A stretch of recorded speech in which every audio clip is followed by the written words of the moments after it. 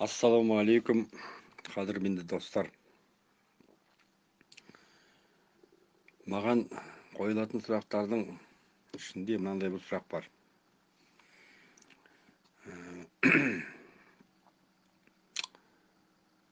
Менің анау Фейсбуктағы жеке парақшамда ең басында мен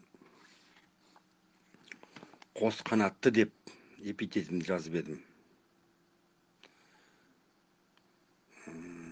Сосын елші деген сөз болды. Қазіргі уақытта шапағатшы деген тұр.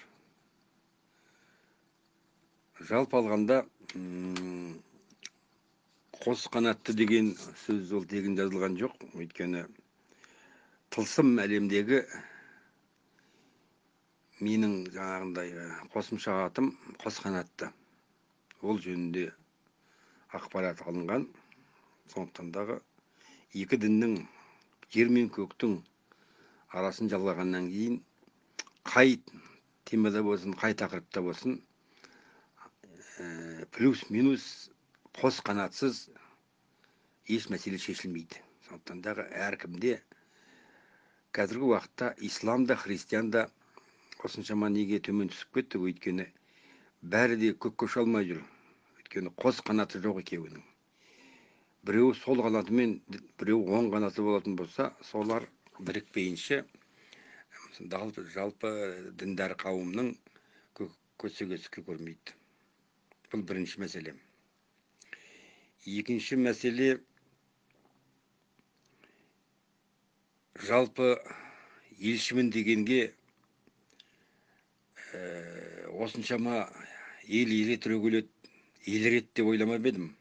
Себебі қандай да болсын, пайғамбар болсын, ұстаз болсын, кім болса да басты эпитеті олардың елшілік.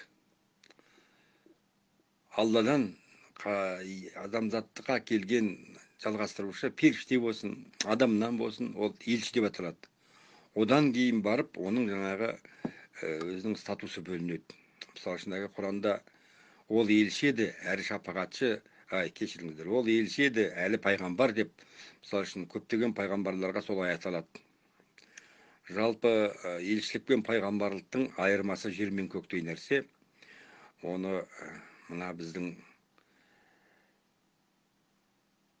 елдірген топ ештеңені білімді елеп отырған жоқ. Ал оларды басқарып отырған ұстаздар жаңағындай кітап арқалаған есектей.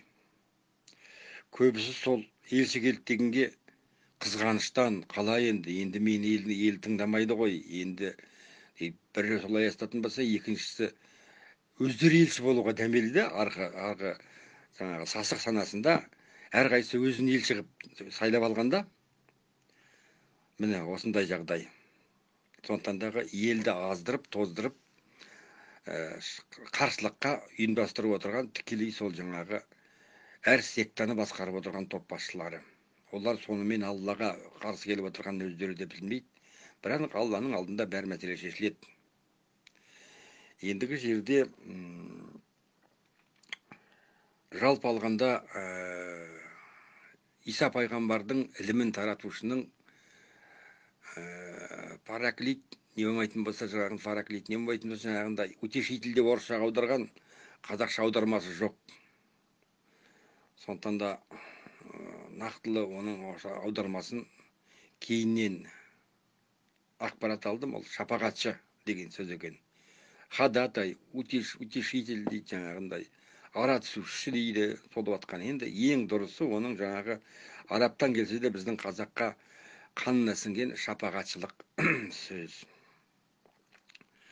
Сондықтан дағы және де ең басты мәселе, мына топас топтар елшілікті Мұхаммедпен таластырып қарсы алды. Мен оған қосылмаймын. Өйткені әрбір елшінің, әрбір пайғамбардың өз дәрежесі бар Алланың алдында, өз орны бар. Ең бастысы сол жаңағы мені елші деп боқтаймын деп сол елшіге тіл тигізіп жатыр. Оның ішінде елшіге тіл тигізіп Мұхаммед Расул, Мұхаммед Алланың елшісі деген сөзге тіл тигізіп жатыр да ел. Менің жаныма бататыны сол. Мен өз басыма не айтса да айта берсін, бірақ Мұхаммедке де тіл тигіп жатыр. Ол да Алланың елшісі деп тұрғаннан кейін, сондықтан дағы осының бәрін ойластырып жаңа келе, мен кейінгіде сол Фейсбукқа шапағатшы деп қойдым эпитетімді. Сондықтан дағы мені әрқайсыңызда сол шапағатшы деп атағандарыңыз дұрыс болады.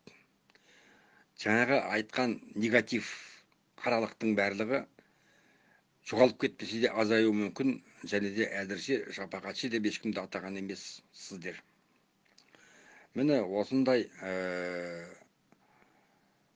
если гора не идет Магомеду, Магомед идет горе дейді ғой. Если ел елшілікті қабылдамайтын болса, онда елші оларға бір табан жақындауды көздейді. Сондықтан дағы мен жаңағындай Мұхаммедке тіл тигіздірмеу үшін, Мұхаммедпенен таластырмау үшін, жаңағындай надан ұстаздардың ішкі дүниесіне шоқ салмау үшін осы шапағатшы деген эпитетті өзіме дұрыс деп таптым, ұйғардым. Және де бұл қазіргі заманда қазаққа керегі ең басты нәрсе осы шапағатшы. Мынау азғындық құсап алған надан, ылғи күнәһарлық, ылғи азғындыққа бой алған елге Алланың қаһары төніп келеді. Оны жаңағы өздеріңіз көріп отырсыздар. Айналаңыздағы дүниеден де, мына вирустың да шығуы да бұл да бүкіл халыққа тегін емес. Жалпы алғанда қаралық түнеріп келеді. Осы сәтте елге бірінші керегі ара түсетін шапағатшы. Шапағат қияметте де болады дейді ғой. Сондықтан дағы бұл жерде дәл қазіргі менің орным да, менің статусым да сол шапағатшылық. Өйткені шын ниетімде елге жаным ашып отыр. Қарапайым қойдай қара қазаққа жаным ашып отыр. Сондықтан дағы Алладан тілеймін, және ел менен Алланың алдында арасында шапағатшылықты бірінші сатыға қойып отырған адаммын. Сондықтан да міне оған ешқандай да бір дау-дамай тудырмаңыздар, бір түсінбеушілік болмасын.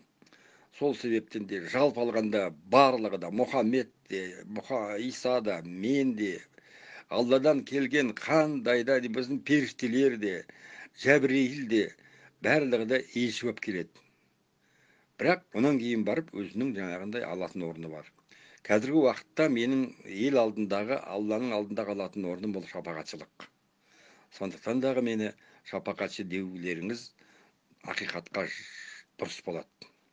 Жақсы достар, шапағатшы аталарыңыздан сіздерге сәлем, және ең екі дүниенің жақсылығын тілеймін. Аллаху акбар.